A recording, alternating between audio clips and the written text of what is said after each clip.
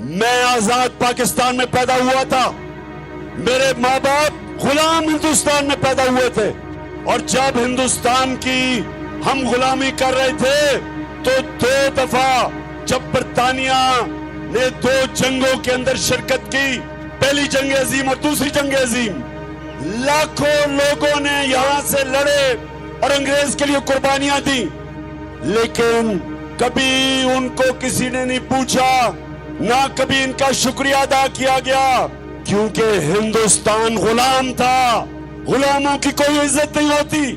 جب امریکہ کی جنگ ہوئی 9/11 کے بعد اور پاکستان نے امریکہ کی جنگ میں شرکت کی، تو سب کو آپ کو پتا ہے کتنے پختونخوا سے لوگوں نے قربانیاں دی انگریز کی جنگ میں، امریکنوں کی جنگ میں 80,000 پاکستانیوں نے قربانیاں دی۔ قبائلی علاقے کے لوگ جو سارے پختونخوا کے ساتھ اب حصہ بن چکے ہیں، قبائلی علاقے کے لوگوں نے سب سے زیادہ قربانی دی، 35 لاکھ لوگوں نے نقل مکانی کی۔ کیا کسی نے پاکستان کا شکریہ ادا کیا؟ کیا امریکہ نے کہا کہ شکریہ پاکستان، آپ نے 80,000 اپنے لوگ قربان کر دیے، 3 گنا زیادہ ہماری فوجیوں نے قربانی دی بنسبت جو امریکن افغانستان میں جن کی جانیں گئی؟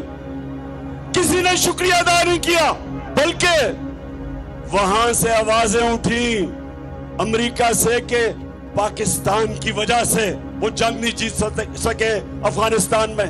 زرداری اور شریف 10 سال جب انہوں نے حکومت کی، 2008 اور 18 کے درمیان 400 ڈرون اٹیک ہوئے پاکستان کے اوپر، اور قبائلی علاقے میں آپ جانتے ہیں کہ ڈرون اٹیک کیا ہوتا ہے۔ 4000 میل دور بیٹھ کے ایک کمرے کے اندر کمپیوٹر گیم کھیلی جاتی ہے، بٹن دبا کے ایک آدمی بیٹھا ہوتا ہے، سامنے کمپیوٹر سکرین ہوتی ہے اس کے، یہاں سے اس کو پیغام جاتا ہے کہ جی اس ایریا میں دہشت گرد ہے۔ 4000 میل دور بیٹھ کے وہ بٹن دباتا ہے، بم گرتا ہے، نیچے کون مرتا ہے کبھی کسی کو پتہ نہیں چلا۔ لیکن سنیں ذرا میری بات، وہاں عورتیں بچے مرے، بزرگ مرے۔ ایک جگہ انہوں نے ڈرون اٹیک کیا پجوڑ میں، 64 بچے مدرسے میں مر گئے، 64 بچے۔ ایک جگہ وزیرستان میں ڈرون اٹیک ہوتا ہے، 7 لوگ مر جاتے ہیں، جو زخمی ہوتے ہیں ان کی چیخوں کی آوازیں، لوگ آتے ہیں ان کو بچانے کے لیے، دوسرا ڈرون اٹیک ہوتا ہے، 7 اور لوگ مر جاتے ہیں۔ صبح تک لوگ ڈرتے ہیں جاتے ہوئے قریب، جو زخمی ہیں ان کی آوازیں آ رہی ہوتی ہیں، صبح کو لوگ بچانے جاتے ہیں، پھر ڈرون اٹیک ہوتا ہے، 7 اور مر جاتے ہیں، 21 لوگ مرتے ہیں۔ شادیوں پہ ڈرون اٹیک، جنازوں پہ ڈرون اٹیک۔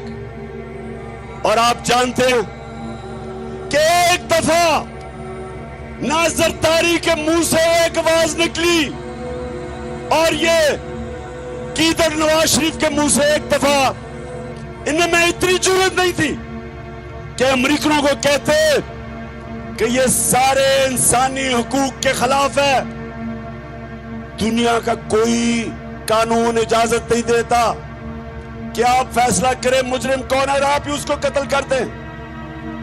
جج، جوری، ایکسیکیوشنر، دنیا کا کوئی قانون اجازت نہیں دیتا، لیکن اس ملک پہ جن کے لیے ہم جنگ لڑ رہے تھے، 400 ڈرون اٹیک ہوئے، ایک دفعہ ان دونوں نے جرأت نہیں کی امریکہ کو کہنے کے لیے کہ کیا آپ اپنے ملک میں دہشت گرد کے اوپر ڈرون اٹیک کریں گے؟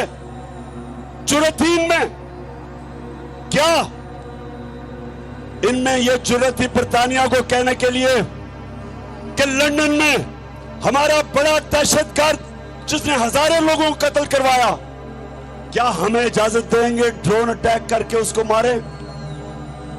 तो अगर अपने मुल्क में आप हमें कहते हैं कि अदालत में जाके साबित करो वो दहशतगर्द है, तो हमारे मुल्क में आपने कैसे आपने 400 ड्रोन अटैक किए, बेकसूर लोगों को मारा, औरतें बच्चों को मारा,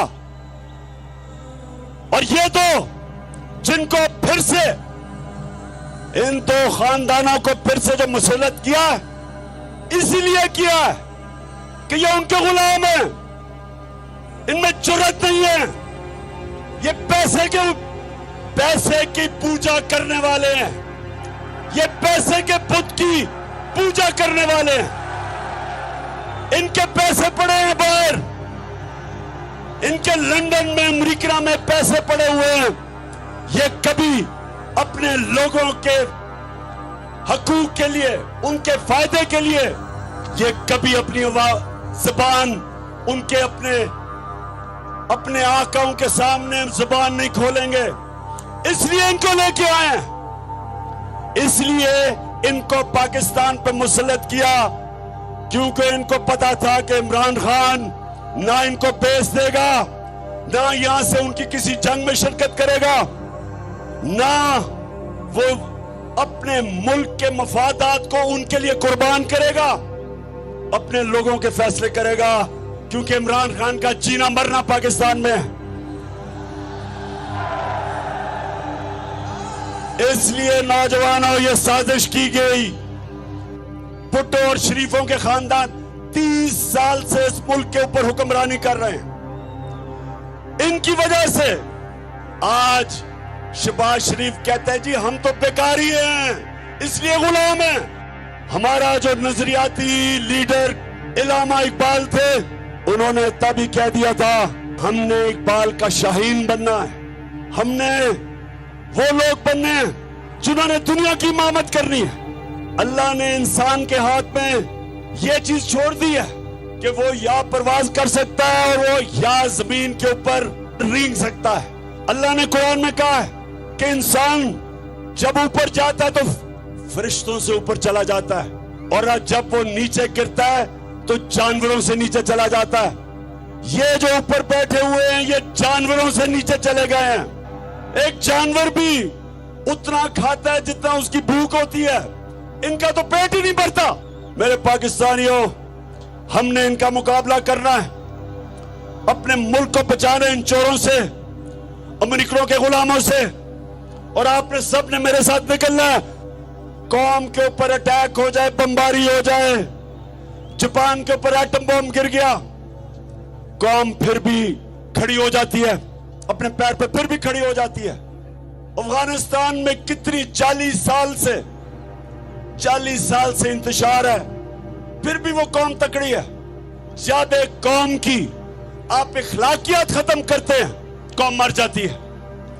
जब एक कौम अच्छे और बुरे की तमीज खत्म करती है, कौम मर जाती है। कौम पहले इखलाकी तौर पे मरती है, फिर माशी तौर पे मरती है। 60% कैबिनेट जमानत के ऊपर है। जिस मुल्क में इस तरह के लोगों को बड़े बड़े ओहदों पे बिठा दिया जाए, उस मुल्क की इखलाकियात तबाह हो जाती है। कौन मेहनत करेगा? क्यों नौजवान 14 साल पढ़ाई करे, सुबह से लेकर शाम तक मेहनत करे, जब चोरी में और करप्शन में पैसा बन जाता है, इससे कौमें तबाह होती हैं। चाइना जब उठा और आज दुनिया में सबसे तेजी से तरक्की कर रहा है, 450 वजीरों को उसने करप्शन में पकड़ा। कोई कौम तरक्की नहीं कर सकती जब तक उसकी अखलाकियात ऊपर ना हो। इसलिए हमारे नबी सल्लल्लाहु अलैहि वसल्लम ने मदीना में अमर बिल मारूफ, उन्होंने अपनी कौम को कहा कि तुम हक और सच के साथ खड़े हो, तुम अच्छाई के साथ खड़े हो और बुराई और बातिल के खिलाफ जंग लड़ो। ये हुक्म है अल्लाह का, ये कुरान में है, अमर बिल मारूफ। इसके ऊपर एक माशरा खड़ा होता है, तो जब माशरे के बड़े बड़े होते उसके बड़े बड़े मुल्क के मुजरिम ले ले, वो माशरे का कोई मुस्तकबिल नहीं है। दुनिया के सबसे अजीम लीडर मोहम्मद सल्लल्लाहु अलैहि वसल्लम के उम्मती हैं। हमें कोई खौफ नहीं है। अल्लाह कुरान में कहता है जो लोग मान लिए अल्लाह उनके खौफ दूर कर देता है। हमारे में कोई खौफ नहीं है।